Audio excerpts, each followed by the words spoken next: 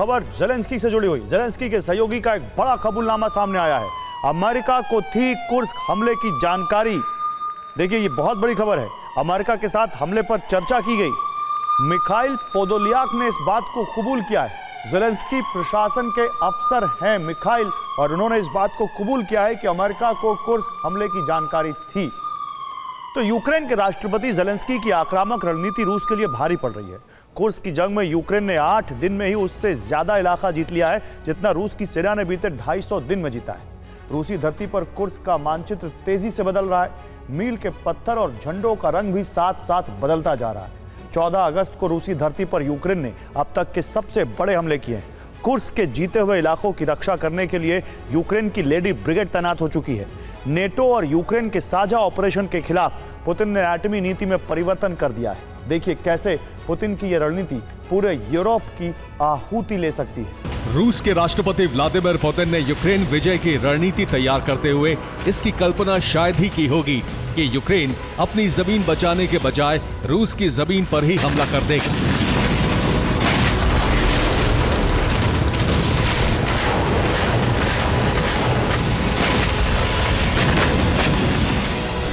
देर से ही सही, लेकिन यूक्रेन ने रणनीति बदल दी और अब अपनी जमीन बचाने के बजाय उसने रूस की जमीन पर कब्जा जमाने की रणनीति अपना ली।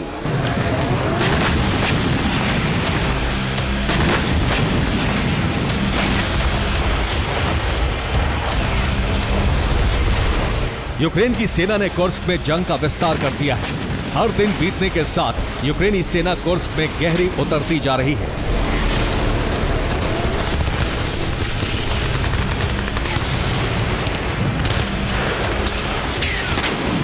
कुर्स्क की प्रशासनिक इमारतों से रूस के झंडे उतारे जा रहे हैं। यूक्रेनी सैनिक लाल और पीला झंडा फहरा रहे हैं।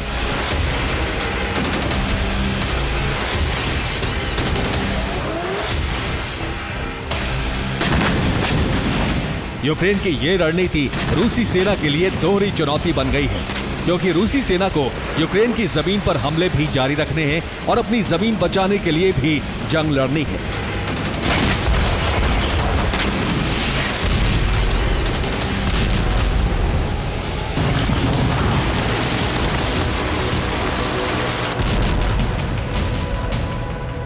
ज़ेलेंस्की ने 14 को एक बार फिर कुर्स्क रणनीति पर अपडेट बैठक की और सेना को आगे बढ़ते रहने के आदेश जारी कर दिए।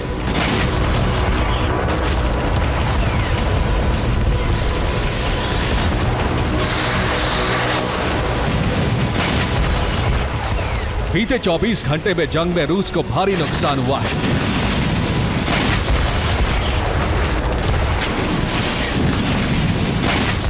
चौदह अगस्त को यूक्रेनी एयर डिफेंस सिस्टम ने कुर्स्क में हमले करने आए रूस के Su-34 फाइटर जेट को गिरा दिया। इसके साथ ही कुर्स्क के खालिनो एयरबेस पर भी ड्रोन हमले किए गए। इन हमलों में रूसी वायुसेना के अहम उपकरणों को भारी नुकसान होने की खबर है।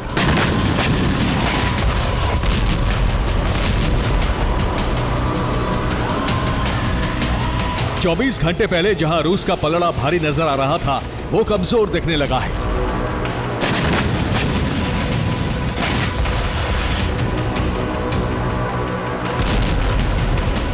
पुतिन के कमांडर एलेक्सी ड्यूमिन ने जो रणनीति बनाई थी वो भी नाकाम हो गई।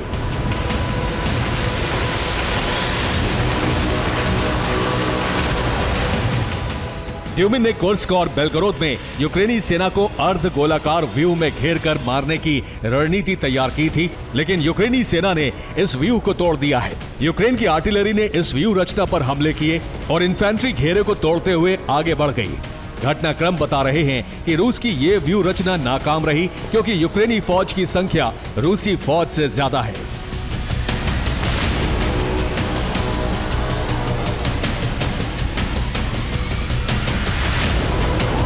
इसीलिए रूस को कुर्स्क की जंग में भारी नुकसान उठाना पड़ा है। 24 घंटे में यूक्रेन की सेना ने रूस के 100 से ज्यादा सैनिकों को युद्धबंदी बना लिया।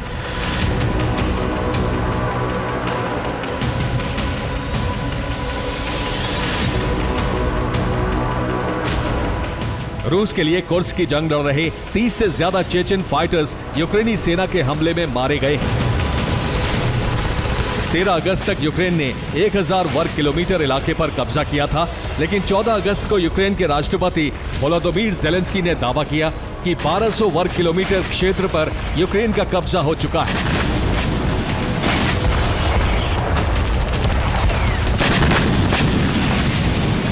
जंग तेज करने के लिए और रूस के जीते हुए इलाकों पर कब्जा जमाए रखने के लिए यूक्रेन ने अपनी लेडी ब्रिगेड को कुर्स्क भेज दिया है।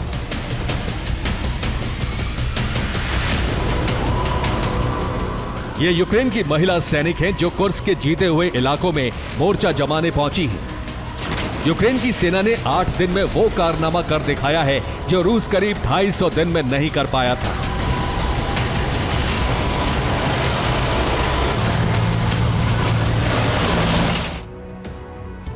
तो रूसी धरती पर नीले रंग में नजर आ रहा ये कुर्स्क का हिस्सा है। नीले रंग की फौज यूक्रेन की सेना है और इस सेना ने बीते 8 दिन में रूसी धरती का 1000 वर्ग किलोमीटर का इलाका जीत लिया है। घेरे में नजर आ रहा कुर्स्क का यह इलाका अब यूक्रेन के कब्जे में है। यहाँ यूक्रेनी झंडे लहरा रहे हैं। दूसरी तरफ हल्के गुलाबी रंग का नजर आ रहा इलाका यूक्रेन की ईस्टर्न फ्रंट लाइन है और लाल रंग में रूसी सेना नजर आ रही है। हल्के गुलाबी रंग से आगे जो गहरा लाल रंग नजर आ रहा है ये कुल इलाका 994 वर्ग किलोमीटर है।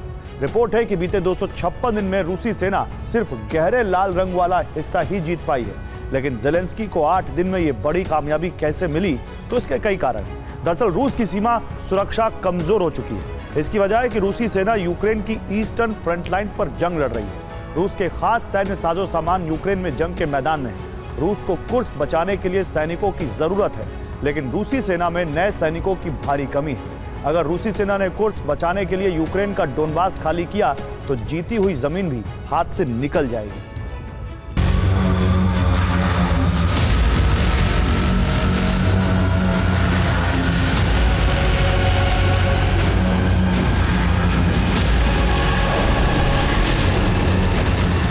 यूक्रेन की पैदल सेना और आर्टिलरी तो कुर्स्क में 8 दिन से हमले कर ही रही है।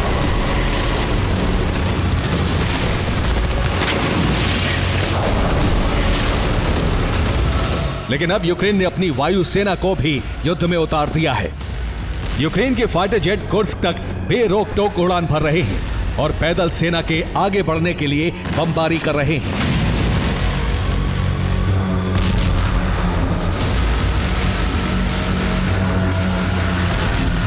कुर्स्क में यूक्रेन ने इम्प्रोवाइज्ड हैमर बमों का इस्तेमाल शुरू कर दिया है। ये यूक्रेनी रक्षा मंत्रालय की ओर से जारी वीडियो है जिसमें फाइटर जेट से रॉकेट लगा हुआ हैमर बम गिराया जा रहा है।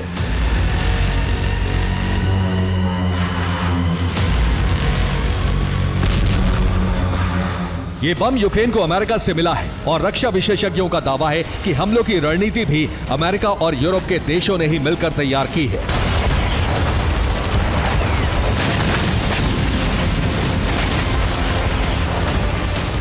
ये है अमेरिकी वायुसेना से रिटायर हो चुकी और रक्षा विशेषज्ञ लेफ्टिनेंट कर्नल केरेन क्वात्कोवस्की। केरेन की रिपोर्ट है कि जंग में नेटो भी शामिल है।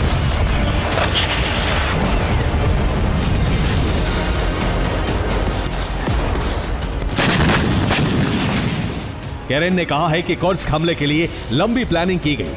हमले में यूएस और नेटो के हथियार इस्तेमाल किए जा रहे हैं। खास बात यह है कि हथियार चलाने के लिए नेटो सैनिक भी जंग में उतरे हैं। सर्विलांस, इंटेलिजेंस और सैन्य सर्वेक्षण का काम अमेरिकी वायुसेना कर रही है।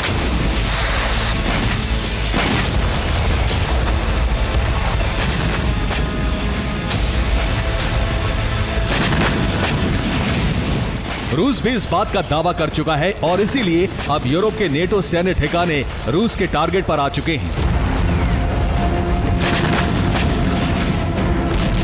रिपोर्ट है कि रूस कुर्स्क को अपनी संप्रभुता पर हमला मान चुका है और ऐसे हालात में रूस सुरक्षा सिद्धांतों के तहत परमाणु हथियारों का प्रयोग कर सकता है।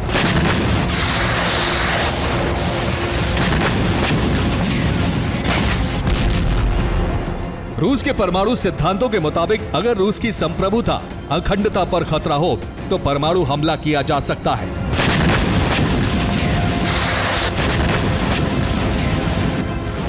यूक्रेनी सेना के सीमा लांघते ही रूस की संप्रभुता पर हमला हो चुका है। कुर्स्क अगर यूक्रेन के कब्जे में जाता है तो रूस की अखंडता भंग हो जाएगी।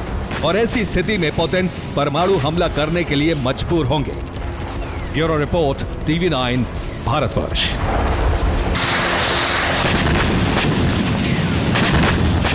और यूक्रेनी राष्ट्रपति ज़ेलेंस्की ने एक बड़ा दावा किया है। रूस के सुत्जा पर यूक्रेन का कब्जा। कुर्स्क से 12 किलोमीटर दूर है सुत्जा कस्बा।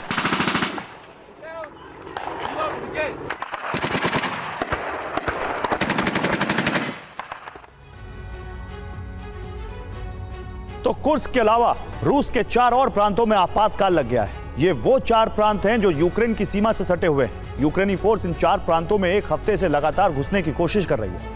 बीती रात बेलगोरोद में यूक्रेनी सेना को बड़ी कामयाबी मिल गई। यूक्रेनी फोर्स की आत्मघाती टुकड़ी ने रूस की मजबूत डिफेंस लाइन को तबाह कर दिया। इसके बाद यूक्रेनी फौज ने बेलगोरोद में भी घुसकर भीषण हमले शुरू कर दिए।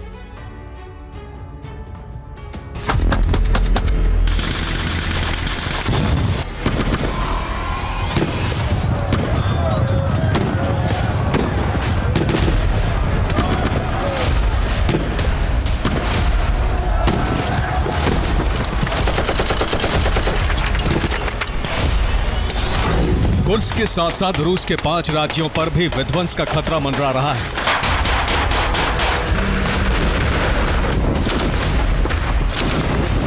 यूक्रेनी सेना एक साथ रूस के 5 राज्यों को जलाने के लिए आगे बढ़ रही है।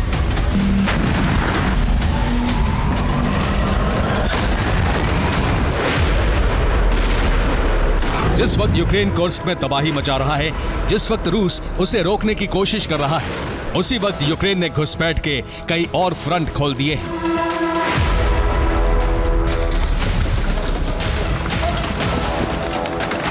कुर्स्क में यूक्रेनी फोर्स भीषण हमले करते हुए आगे बढ़ रही है।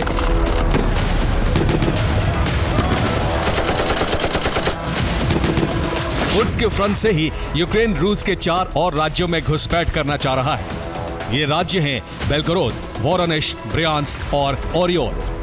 कुर्स्क से रूस के इन 4 राज्यों में घुसपैठ आसान है।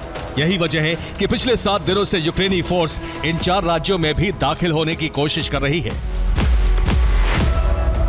बेलगोरोद फ्रंट पर यूक्रेनी सेना की घुसपैठ की एक बड़ी कोशिश कामयाब हो गई है। रूस की डिफेंस लाइन को तोड़कर यूक्रेनी फोर्स बेलगोरोद में भी घुसने में पूरी तरह से कामयाब हो गई है। और इसी के साथ यूक्रेनी सेना रूस के 2 राज्यों में न सिर्फ घुसपैठ कर चुकी है, बल्कि रूसी धरती को दहलाना भी शुरू कर दिया है।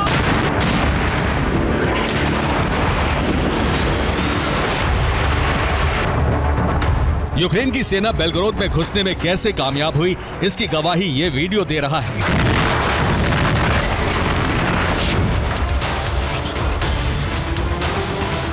यह बेलगोरोद में रूस की डिफेंस लाइन की तस्वीर है। इसी तरह यूक्रेन के आर्मर्ड व्हीकल्स तेज रफ्तार से आए। यूक्रेनी आर्मर्ड व्हीकल्स ने रूस की रक्षा दीवार को हिट किया। आर्मर्ड व्हीकल्स में बड़ा ब्लास्ट हुआ और इसी के साथ वहां मौजूद रूसी सेना और उसके हथियार तबाह हो गए।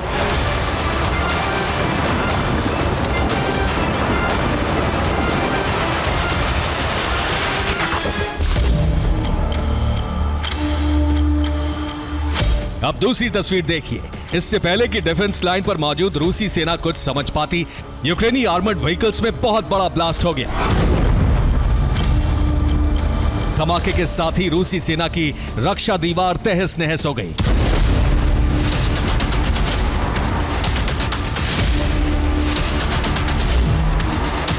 अब बेलगोरोद में यूक्रेनी घुसपैठ की एक और तस्वीर देखिए। डिफेंस लाइन पर मौजूद रूसी सैनिकों ने यूक्रेन के आर्मर्ड व्हीकल्स को रोकने की कोशिश की, लेकिन रोक नहीं पाए।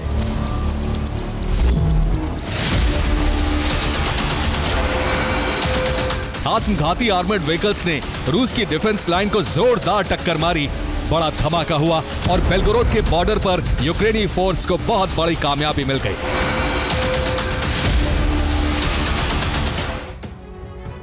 तो यूक्रेनी फोर्स रूस की मजबूत रक्षा दीवार को तोड़कर बेलगोरोद में घुसने में कैसे कामयाब हुई, अब जरा इसको समझिए। यूक्रेनी सेना ने बेलगोरोद में घुसपैठ के लिए एक अलग फिदाइन सेना बनाई। ये वही फिदाइन टुकड़ी थी जिसने रूसी रक्षा दीवार को तोड़ दिया। आत्मघाती टुकड़ी में शामिल यूक्रेन के सभी सैनिक मारे गए, लेकिन उन्होंने रूस की डिफेंस लाइन तोड़ दी। यूक्रेनी फोर्स ने सबसे पहले बेलगोरोद पर भीषण ड्रोन अटैक कर रूसी सेना का ध्यान भटकाया और ठीक उसी वक्त यूक्रेन की फिदाइन सेना ने रूस की रक्षा दीवार पर धावा बोल दिया। रूसी रक्षा दीवार के पास यूक्रेन की फिदाइन टुकड़ी बारूद से भरे बख्तरबंद वाहन लेकर पहुंची। बख्तरबंद वाहनों ने रूस की डिफेंस लाइन को हिट किया, जोरदार ब्लास्ट हुआ और इसी के साथ रक्षा दीवार टूट गई। डिफेंस लाइन तोड़ने के बाद पीछे मौजूद यूक्रेन की सेना बेलगोरोद में घुस गई।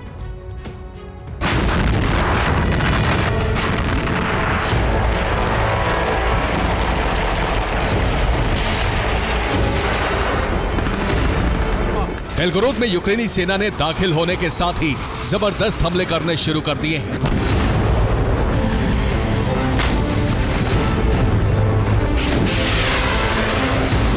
बेलगोरोद में यूक्रेन की टैंक ब्रिगेड ने रूसी सेना के 2 ठिकानों पर गोला बारूद की बरसात की। यूक्रेनी सेना के कुछ गोले रिहायशी इलाके में भी जाकर गिरे। हमले में 4 लोग घायल हो गए।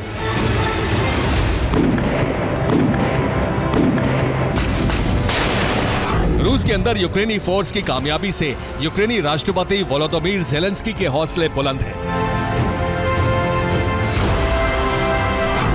ज़ेलेंस्की ने कहा है कि यूक्रेनी सेना रूस के अंदर तेजी से आगे बढ़ती जा रही है।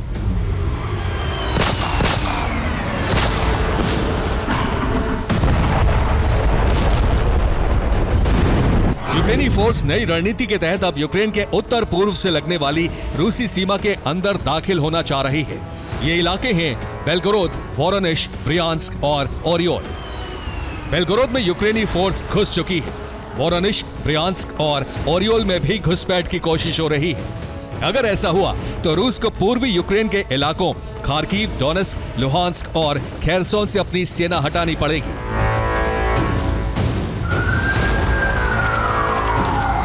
इसके बाद यूक्रेन इन इलाकों पर फिर से कब्जा कायम कर लेगा। यूक्रेन की यही रणनीति है।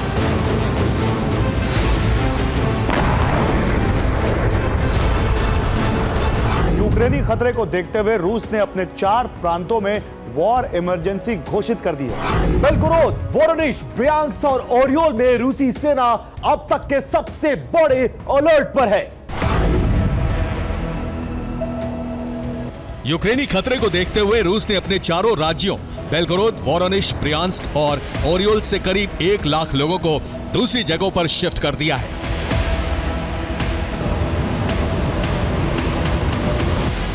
भारत ने भी इन 4 राज्यों में रह रहे भारतीय नागरिकों को सुरक्षित जगह पर जाने के लिए एडवाइजरी जारी कर दी है।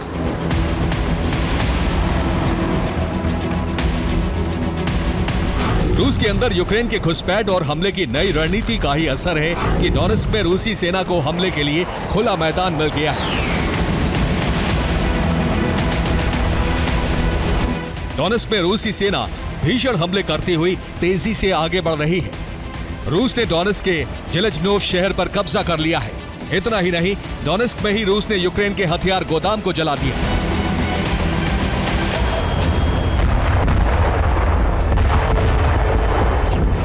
रूस ने यूक्रेन की पोर्ट सिटी ओडेसा पर भी बमबारी तेज कर दी है।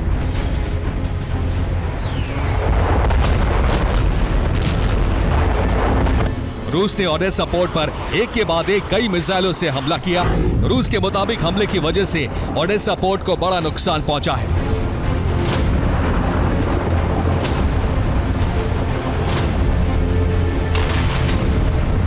जाहिर है रूस यूक्रेन में भीषण हमले तो कर ही रहा है, लेकिन रूस के अंदर अपनी जमीन नहीं बचा पा रहा। यूक्रेनी सेना को घुसपैठ से नहीं रोक पा रहा।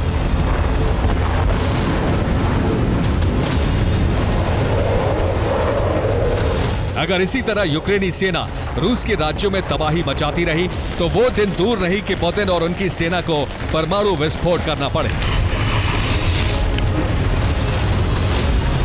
Bureau report, TV9 Bharatvarsh. और कुर्स्क की जंग पर रूसी रक्षा मंत्रालय की रिपोर्ट सामने आई है। क्रुपेत्स कस्बे से यूक्रेनी सेना को खदेड़ा, यह कह रहा है रूस का रक्षा मंत्रालय। सुदजा से 19 किलोमीटर दूर है क्रुपेत्स कस्बा। यूक्रेन के 19 वाहन नष्ट किए और 340 सैनिकों की मौत हुई। कुर्स्क में यूक्रेन पर रूस के ड्रोन हमले, बड़ी खबर। यूक्रेन का पॉलिश मेड PT-91 टैंक नष्ट हो गया है। पोलैंड ने यूक्रेन को दिए हैं 60 PT-91 टैंक।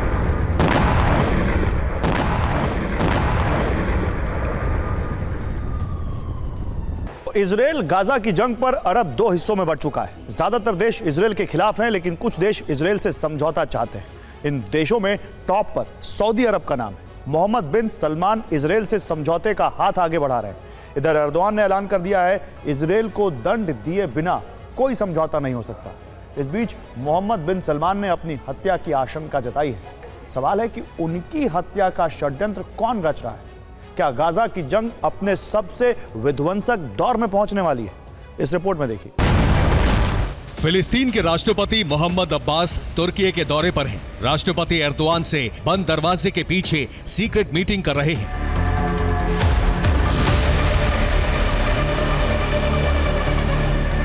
फ्रांस के विदेश मंत्री स्टीफन सेजोन लेबनान पहुंचे हैं। प्रधानमंत्री नजीब मिकाती से खास मुलाकात करने वाले हैं।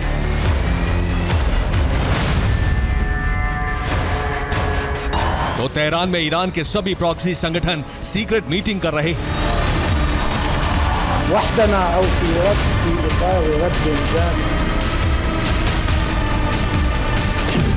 अरब में मची इस हलचल के सेंटर में जो मुल्क है उसका नाम है इजराइल। तुर्की से लेकर लेबनान और इराक तक में चर्चा का केंद्र बेंजामिन नेतन्याहू है।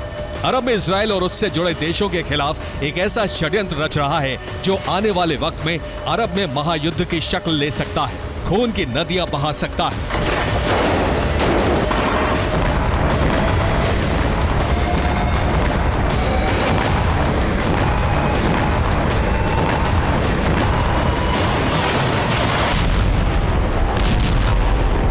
हम ऐसा क्यों कह रहे हैं वो आपको बताएंगे, लेकिन उससे पहले अमेरिका की मैगजीन पॉलिटिको की एक रिपोर्ट के बारे में आपको जानना जरूरी है, क्योंकि इसने पूरी दुनिया में सनसनी मचा दी है, क्योंकि ये अरब को जंग में धकेल सकती है।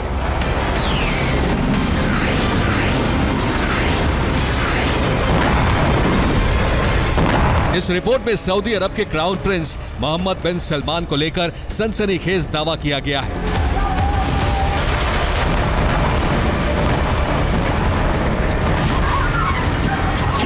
दावा है कि मोहम्मद बिन सलमान ने अपनी हत्या का अंदेशा जताया है। ये बात उन्होंने अमेरिकी सांसदों के दल से कही है।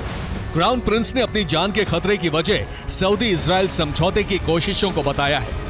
मोहम्मद बिन सलमान को डर है कि उनका हाल मिस्र के पूर्व राष्ट्रपति अनवर सादात जैसा हो सकता है। मिस्र के राष्ट्रपति अनवर सादात को एक जमाने में अरब वर्ल्ड का नायक समझा जाता था। इजराइल के साथ सादात का ऐतिहासिक शांति समझौता ही उनकी मौत का कारण बना।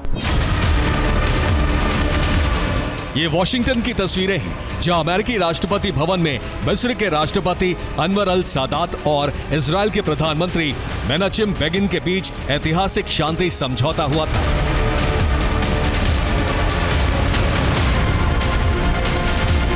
ऐसा पहली बार था जब अरब का कोई नेता इजरायली प्रधानमंत्री के साथ एक मेज पर बैठा था, जो मिस्र के इस्लामिक जिहादी संगठन को रास नहीं आया। और 2 साल बाद उन्होंने 6 अक्टूबर 1981 को अनवर सादात को ताबड़तोड़ गोलियों से भून कर मार डाला।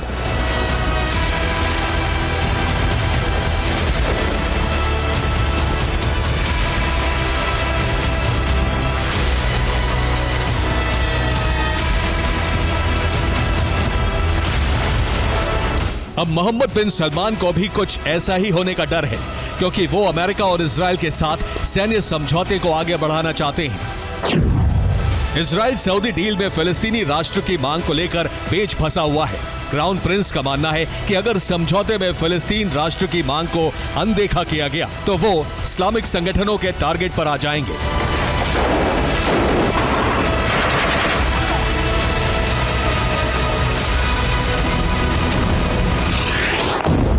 माना जा रहा है कि इसी मसले को हल करने के लिए फ्रांस के विदेश मंत्री स्टीफन सेजोन लेबनान पहुंचे हैं, जहां वो प्रधानमंत्री नजीब मिकाती से मुलाकात कर नसरल्ला को शांत करने की बात करने वाले हैं, ताकि अरब को धधकने से रोका जा सके।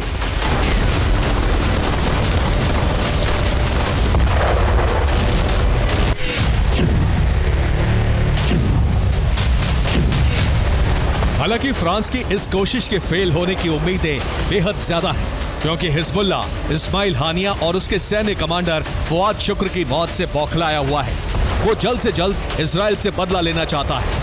हिजबुल्ला अब ईरान तक के कंट्रोल से बाहर हो चुका है। ईरान के प्रॉक्सी संगठन भी हिजबुल्ला के साथ खड़े हो गए हैं। कुवैत मीडिया में छपी एक रिपोर्ट के मुताबिक हमास, हिजबुल्ला और बाकी ईरानी प्रॉक्सी उससे बेहद नाराज हैं। प्रॉक्सी की नाराजगी की वजह इजराइल के खिलाफ ईरान के एक्शन में देरी बताई जा रही है। हाल ही में ईरानी प्रॉक्सी और IRGC की तेहरान में मीटिंग हुई। इस मीटिंग को हिजबुल्ला लीड कर रहा था। बैठक में इजराइल पर हमले को लेकर फैसला होना था, लेकिन IRGC कमांडर और प्रॉक्सी संगठन के बीच बहस शुरू हो गई। दरअसल हिजबुल्ला का कहना था कि इजराइल पर चौतरफा हमले का ये सही वक्त है, लेकिन ईरान का कहना था कि अभी इजराइल पर हमले का सही समय नहीं आया है। हिजबुल्ला ने कहा, जैसे को तैसा जवाब देने का वक्त आ चुका है। इजरायली नेताओं को, अधिकारियों को निशाना बनाना होगा। ईरान ने कहा, हम इस तरह से जंग हार जाएंगे, थोड़ा इंतजार करना होगा।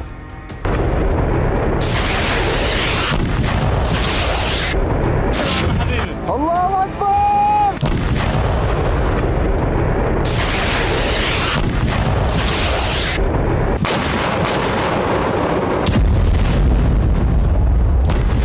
हिजबुल्ला ईरान की बात मानने को तैयार नहीं है और 24 घंटे बाद ही उसने भीषण हमले शुरू कर दिए हैं।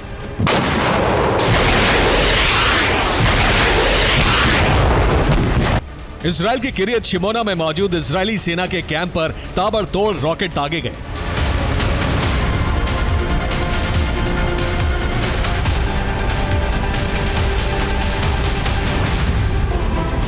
अल मलिकिया में इजरायली चौकियों को रॉकेट अटैक कर तबाह कर दिया।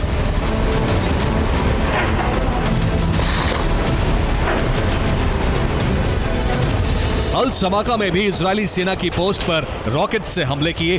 अटैक में 2 इजरायली सैनिकों की मौत हो गई।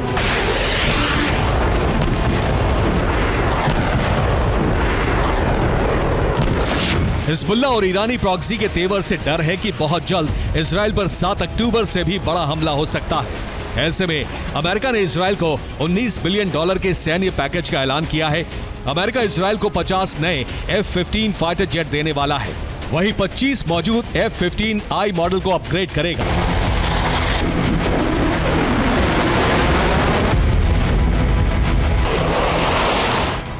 अमेरिका के इस ऐलान से अरब में खलबली मच गई है। फिलिस्तीनी राष्ट्रपति मदद मांगने तुर्की पहुंच चुके हैं। एर्दोआन ने उन्हें मदद का भरोसा दिया है। एर्दोआन ने मोहम्मद अब्बास से मीटिंग के दौरान कहा, इजराइल क्षेत्र में बार बार तनाव बढ़ा रहा है। हमें पता है वो अरब में बड़ी जंग छेड़ने की कोशिश में है। हम डटकर मुकाबला करने के लिए प्रतिबद्ध हैं। जब तक गाजा में रक्तपात के लिए जिम्मेदार लोगों को सजा नहीं मिलती, जंग जारी रहेगी।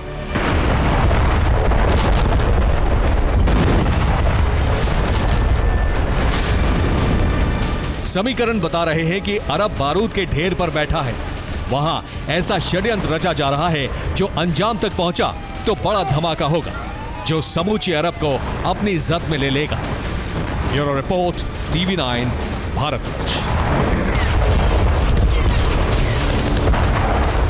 और दाइफ को लेकर एक बहुत बड़ी खबर है। मोहम्मद दाइफ के जिंदा होने का दावा किया गया। हमास ने मोहम्मद दाइफ के जिंदा होने का दावा किया है। हमास का कमांडर है मोहम्मद दाइफ। कुछ दिन पहले IDF ने उसे मारने का दावा किया था और ये पहली बार नहीं है। दाइफ के मरने की खबरें पहले भी आई हैं और हर बार खबर आती है कि वो जिंदा है। एक बार फिर हमास ने दावा किया है कि वो जिंदा है।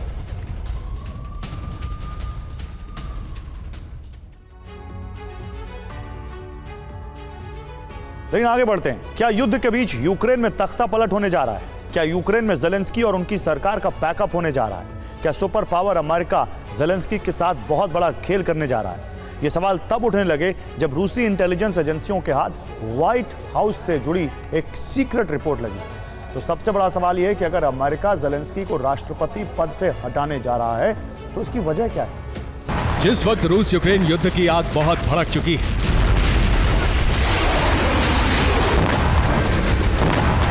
जिस वक्त यूक्रेनी सेना रूस के कुर्स्क में घुसकर विध्वंसक हमले कर रही है, ठीक उसी वक्त यूक्रेन के राष्ट्रपति वोलोदिमीर ज़ेलेंस्की की कुर्सी हिल रही है। ज़ेलेंस्की की सत्ता पर इस वक्त बहुत बड़ा संकट मंडरा रहा है।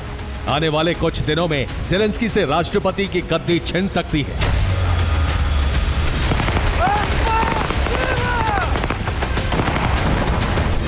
ज़ेलेंस्की से यूक्रेनी राष्ट्रपति का पद और पावर कोई और नहीं बल्कि अमेरिका छीनेगा।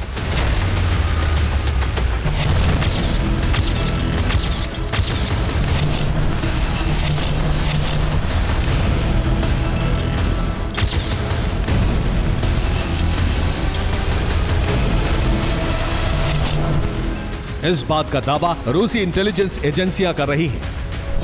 रूस की फॉरेन इंटेलिजेंस एजेंसी यानी एसवीआर को व्हाइट हाउस से जुड़ी एक सीक्रेट रिपोर्ट मिली है। रिपोर्ट से जो इनपुट मिला है उसी आधार पर रूस दावा कर रहा है कि अमेरिका ज़ेलेंस्की के विकल्प पर काम कर रहा है। मतलब ये कि अमेरिका ने न सिर्फ ज़ेलेंस्की को रिप्लेस करने का प्लान तैयार कर लिया है बल्कि उस पर काम भी शुरू कर दिया है।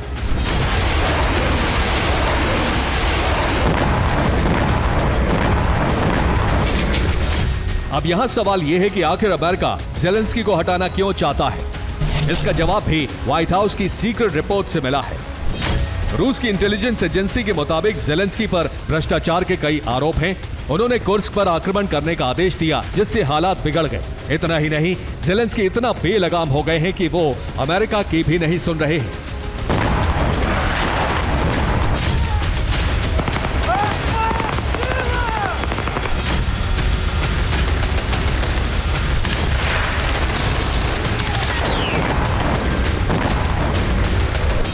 इन्हीं कारणों की वजह से अमेरिका ने ज़ेलेंस्की का बैकअप करने का प्रोग्राम लॉन्च कर दिया है। अब अगला सवाल यह है कि अगर अमेरिका ज़ेलेंस्की को हटाएगा तो उनकी जगह किसे लेकर आएगा। रूसी खुफिया एजेंसी के मुताबिक ज़ेलेंस्की के बाद राष्ट्रपति की रेस में यूक्रेन के आधा दर्जन बड़े लोगों का नाम है। पहला नाम है यूक्रेन के पूर्व गृह मंत्री आर्सेन अवाकोव का। दूसरा नाम है यूक्रेन के पूर्व राष्ट्रपति प्योत्र पोरोशेंको का। तीसरा नाम है कीव के मेयर विताली क्लिश्चेंको का। राष्ट्रपति बनने की रेस में यूक्रेनी राष्ट्रपति ऑफिस के हेड आंद्रे यारमाक, यूक्रेन के पूर्व सेना अध्यक्ष वालेरी ज़ालुझनी और यूक्रेनी संसद के पूर्व स्पीकर दिमित्री राजुमकोव का नाम भी शामिल है। लेकिन रिपोर्ट्स के मुताबिक यूक्रेनी राष्ट्रपति बनने की रेस में सबसे आगे चल रहे हैं आर्सेन अवाकोव। अमेरिका यूक्रेन के अंदर ज़ेलेंस्की के खिलाफ और आर्सेन अवाकोव के पक्ष में पावरफुल कैंपेन लॉन्च करने जा रहा है। पहले ज़ेलेंस्की के खिलाफ माहौल तैयार किया जाएगा, फिर उन्हें राष्ट्रपति के पद से हटाने का प्लान है। Bureau report, TV9 Bharatvarsh.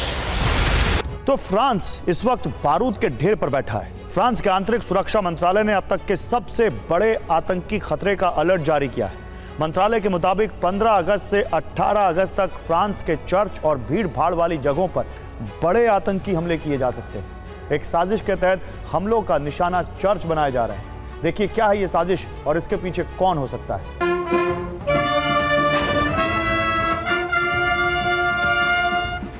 15 अगस्त की सुबह से ही फ्रांस में फीस्ट ऑफ एजम्पशन त्योहार मनाया जा रहा है।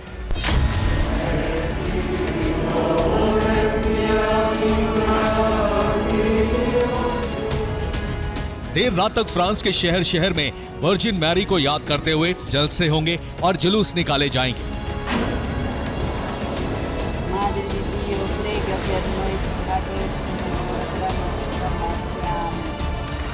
ऐसे ही जलसे और जुलूस आतंकियों के निशाने पर आ चुके हैं।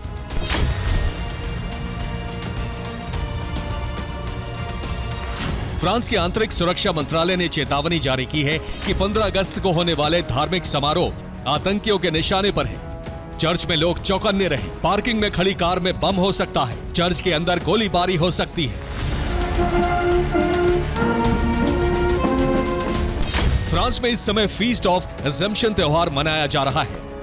क्रिश्चियन समुदाय सुबह चर्च में प्रार्थना करता है।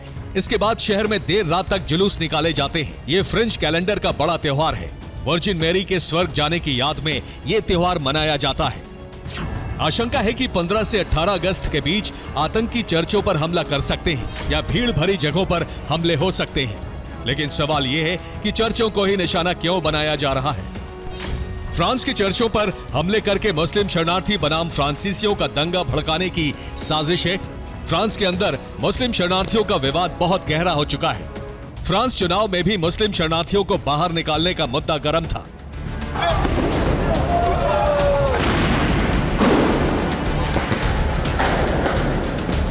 साल 2023 से लगातार हिंसा भड़की हुई है और इसकी जड़ शरणार्थी बनाम मूल निवासी का मुद्दा है।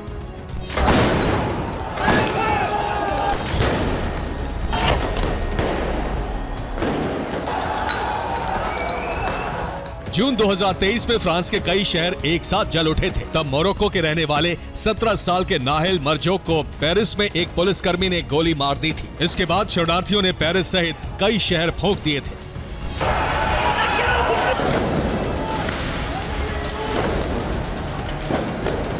नाहिल मरजोक की हत्या के बाद भड़की हिंसा से फ्रांस में मूल निवासी बनाम शरणार्थियों का मुद्दा जोर पकड़ने लगा और फ्रांस चुनाव तक यह मुद्दा बहुत बड़ा हो गया।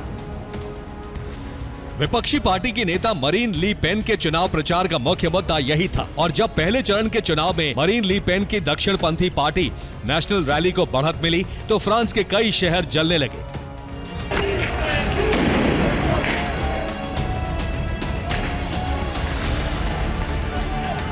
फ्रांस में तब से ही मुस्लिम बनाम ईसाई का मुद्दा गहराता जा रहा है और फीस्ट ऑफ असम्पशन त्योहार पर चर्चों पर हमले करके फ्रांस में जुलाई 2024 जैसी अशांति भड़काने की साजिश रची जा रही है।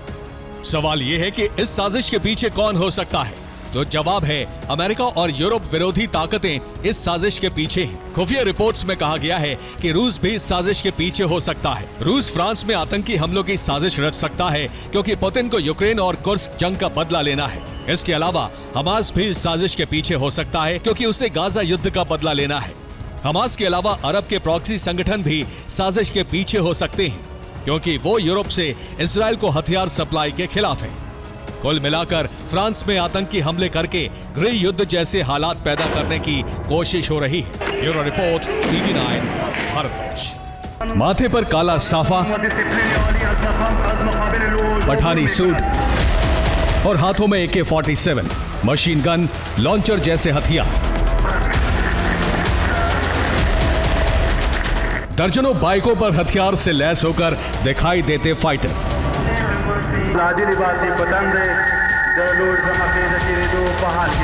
इतना ही नहीं, tank, armoured vehicle, attack helicopter, radar system, rocket launcher और आसमान में गरज के साथ निकलते लड़ाकू विमान।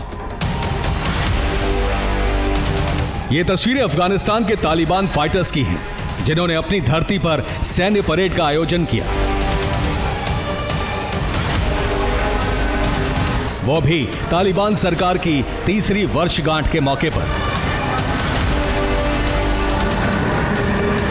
3 साल पहले यानी 15 अगस्त 2021 को तालिबान ने 20 साल बाद फिर से काबुल पर कब्जा किया था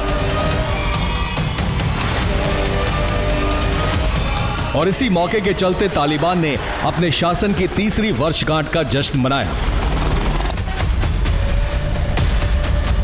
वो भी एक दिन पहले यानी 14 अगस्त को। दरअसल काबुल से 40 किलोमीटर दूर बगराम एयरबेस पर परेड का आयोजन हुआ। परेड में तालिबान ने अमेरिकी हथियारों और वाहनों को शामिल किया, जिसमें टैंक, आर्मर्ड व्हीकल और रॉकेट लॉन्चर जैसे हथियार शामिल थे। इस आयोजन में चीन, ईरान के राजनयिकों समेत कई लोगों ने हिस्सा लिया। मीडिया रिपोर्ट्स की माने तो इस समारोह में तालिबान सरकार के दोनों उप प्रधानमंत्री के साथ कई कार्यवाहक मंत्री भी शामिल हुए और जिस बगराम एयरबेस पर परेड का आयोजन किया गया वो किसी दौर में यूएस आर्मी का हेडक्वार्टर था। लिहाजा तालिबान ने इसी बेस पर सैन्य परेड कर अपनी ताकत की नुमाइश की। आपको बता दें कि 3 साल पहले 15 अगस्त 2021 को तालिबान ने अमेरिका समर्थित सरकार को हटाकर अफगानिस्तान की सत्ता पर कब्जा कर लिया था। ऐसे में बगराम एयरबेस पर अमेरिकी सेना से कब्जा किए गए हथियारों को तालिबान ने परेड में शामिल किया। Bureau report TV9 Bharatvarsh. और फिलहाल यहां पर होकर एक छोटे से ब्रेक